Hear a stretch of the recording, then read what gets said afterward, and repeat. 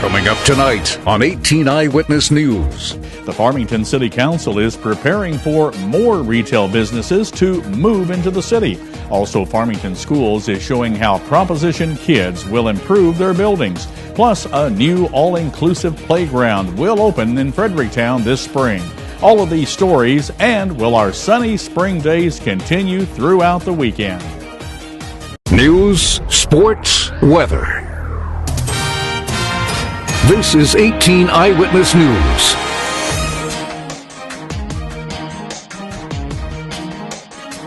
Thanks for joining us, everyone. I'm Fred Dawkins. Here are the top stories that we're working on this hour for you. After completing work on the Community Improvement District of the former Value City store at the last meeting, the Farmington City Council is addressing issues with other SIDs. At Thursday night's meeting, the council started work on the existing Highway 67 redevelopment area SID, also known as the Maple Valley Project.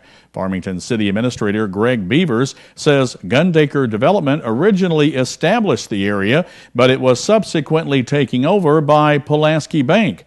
Beaver says Thursday night's action starts the process of transferring the SID to the bank to prepare that area for new business.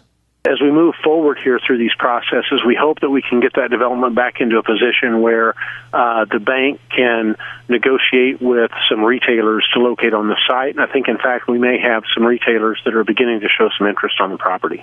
Beaver says that Gundaker had a reasonable plan for the area, but ran into economic difficulties when the first wave of the recession hit back in 2007. Well, now Dustin is here with a look at our first forecast and for the weekend. Dustin, what's on tap?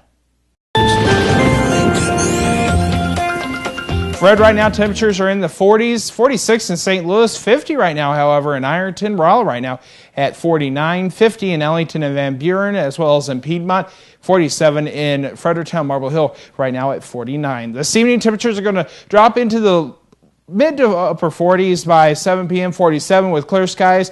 By 9 p.m., clear skies continue with the temperature around 41, 37 by midnight, and clear skies continue. What's in store for your weekend? I'll give you all those details coming up later in weather. The Farmington School District is taking another step to inform voters how Proposition Kids will address problems with a number of the district's buildings. The districts now have placed architectural drawings of the building improvements on their website. School Superintendent Dr. Natalie Thomas says there's a very important reason the district has waited so long before presenting the drawings. One of the things that we're really pleased about is that we have the renderings. The architectural renderings are now up on our website.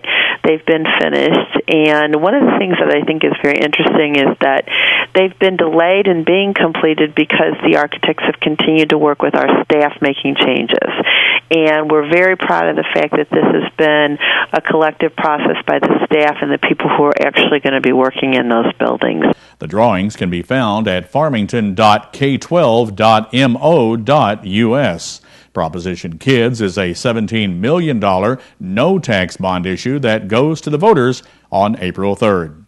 A new state-of-the-art, all-inclusive playground will open in Fredericktown's Azalea Park this spring. Fitness for All Children, formerly Happy Feet, secured the necessary funds to build the playground late last year. And founder Donna Thompson says work has already started. We got to start it this week. Tom Stevens and from Stevens Farm in Fredericktown has started hauling the rock and getting the ground prepared, getting it level for us. So we are hoping to be able to start pouring concrete, breaking ground next week. Donna says her group has been working on the project for 4 years, and she's looking forward to having a playground where all children can play together and hopes the area becomes a focal point in our region.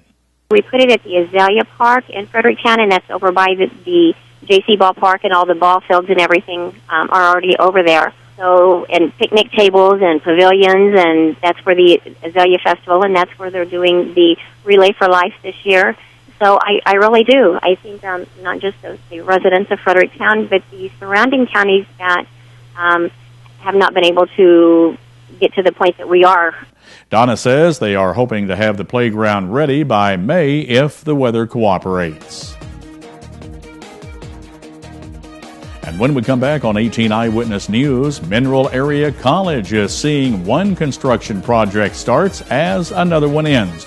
That story's coming up next, only on 18 Eyewitness News. Mineral Area College is seeing one construction project get underway as another is being completed. MAC Business Manager Rusty Strawn updated trustees at their Thursday board meeting that work started this week in the North College Center at the Park Hills campus. We started the work down at the North College Center, tearing out some walls and things down there, and then they began to bring equipment in for campus work here, and that'll start next week. Strawn also reported work at MAC's Fredericktown Outreach Center is going very smoothly, and the final product is looking great. We were at Fredericktown this past Tuesday, checking on progress down there, and it's just about complete. Strawn says that there are just some final touches that need to be completed, with the project wrapped up by March 28th. The cost for both construction projects are covered by the no-tax bond issue that voters approved last April.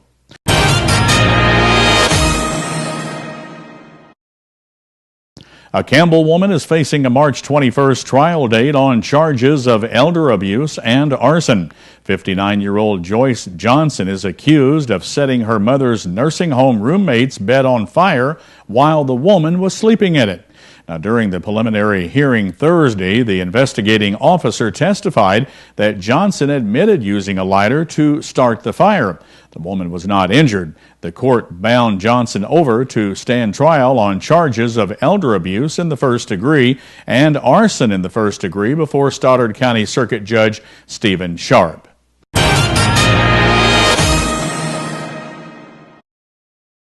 Stoddard County authorities have arrested 2 more people in connection to armed robberies at Taco Bell's in Dexter and Poplar Bluff.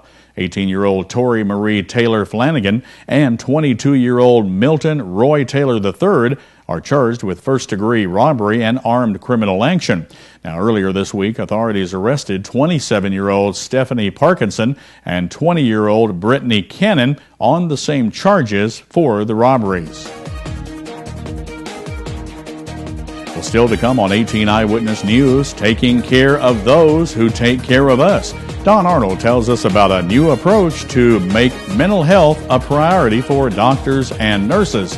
That's in today's Your Health segment. But right now, Dustin is making a last-minute check of our 18 Storm Tracker forecast for the weekend, which is coming up next.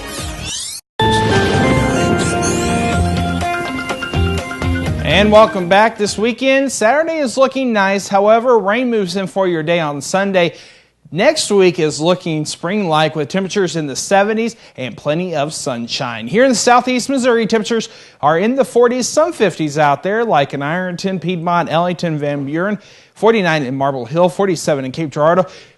Fredericktown right now at 47, 49 right now in Rolla. Factor in the wind, there is a little bit of a wind chill in some areas, 42 up in St. Louis, 44 in Fredericktown, 46 in Marble Hill, Cape Girardeau 43, Ellington right now at 48, Rolla right now at 47. Here at the station, we have a temperature of 47 degrees. It feels like 44 because that north-northeast wind at 7. We have a clear sky right now here in southeast Missouri. Dew point right now at 22, and current humidity is at 34%. Tomorrow's looking nice. Temperatures in the 50s. Plenty of sunshine through southeast Missouri. Our next weather system's down here to our south, and that's going to push off into our area for your day on Sunday. So, forecast lows for this evening. We'll see temperatures in the 30s, some 20s out there. 31 in St. Louis through Ironton. 30 in Ellington, down in Van Buren, 29, 31 in Piedmont and Poplar Bluff, and 30 degrees for your overnight low in Marble Hill.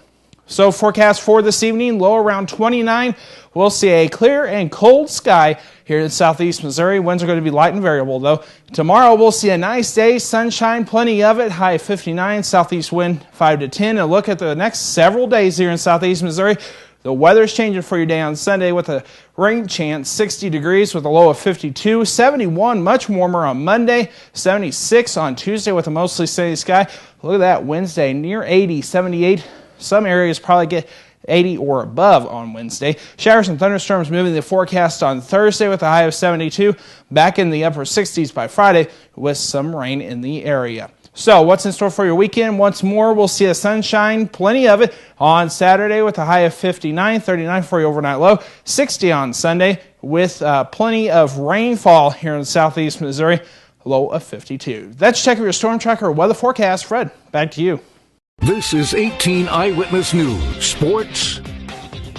On Tuesday, the Blues climbed into the #1 spot in the Western Conference standings and a tie with the New York Rangers for the NHL points lead. On Thursday, with some help from former teammate Ben Bishop, they took sole possession. A 3-1 victory over Anaheim, coupled with a game in which Bishop backstopped his new team, the Ottawa Senators, to a 4-1 win over the Rangers, lifted the Blues to #1 in the league with 93 points. Blues forward Patrick Berglund scored the game winner as the Blues won for the 7th time in their last 8 games. He gave the club a 2-1 lead in the third period, and David Backes scored his second goal of the night to wrap up the scoring. The Blues have a day to enjoy their lofty position before hosting Columbus on Saturday night. Cardinals projected opening day starter Chris Carpenter is dealing with persistent neck discomfort that forced him to cancel a bullpen session this week, as well as a scheduled side session. The pain may also cause him to miss his Grapefruit League debut on Monday. Carpenter admitted that he has experienced stiffness in the area for 5 or 6 days and was unsure when he might accelerate his program, which had taken last season's heavy innings load into consideration before the recent setback. The club had scheduled Carpenter to start a split squad game on Monday. However, manager Mike Matheny remained vague about the 2005 NL Cy Young Award winners' timetable. The training staff and team physicians are treating the pain, and Carpenter is showing modest improvement. With the free agency period beginning March 13th, the Rams have just 4 days of exclusive negotiating rights when it comes to re-signing their own players. Once the free agency and trading period begins Tuesday afternoon, those Rams free agents can shop the market, negotiate, and sign with anyone in the NFL. The Rams have 20 potential unrestricted free agents, but are interested in re-signing only a handful of those. Unless things heat up between now and next Tuesday, the Rams might not have any of those players re-signed before the start of free agency. The lack of activity may be a sign the Rams are saving most of their dollars to sign outside free agents. And after Mizzou's tremendous season, most experts seem to think no matter how the Tigers finish in the Big 12 tournament, it will not make a difference in their March Madness seeding. Since Kansas won the regular season championship, they're expected to receive a #1 seed. However, with Missouri ranked #5 in the last polls, fans are hoping Mizzou's #2 seeding will be matched with the weakest of the #1 seeds. And that's a look at sports. We'll be back with today's Your Live segment right after this on 18 Eyewitness. Dustin, we had some relief from the rain and cold temperatures. We had sunshine, highs in the 50s today. The weekend is looking halfway decent. Not bad today, halfway decent for the weekend. Saturday's looking nice. We'll see temperatures near 60. Some areas even higher than 60, plenty of sunshine. Sunday, on the other hand, is going to be wet. Temperatures in the 60s, though, so we can't complain about the temperatures. It's just going to be the wet that we're going to be complaining about. But I hear we're going to be in the 70s next week? 70s next Wow. week, near 80. What? By the middle of the week, yeah. 80? Near 80, yep. Fantastic. I wouldn't be surprised if some places got 80 or higher. Fantastic. Yep. That does it for our newscast tonight. Thanks for joining us. We'll see you tomorrow morning on the early morning edition of 18 Eyewitness News. Until then, have a blessed evening, everybody, and good night. Have a good night, everybody. Newswatch is next.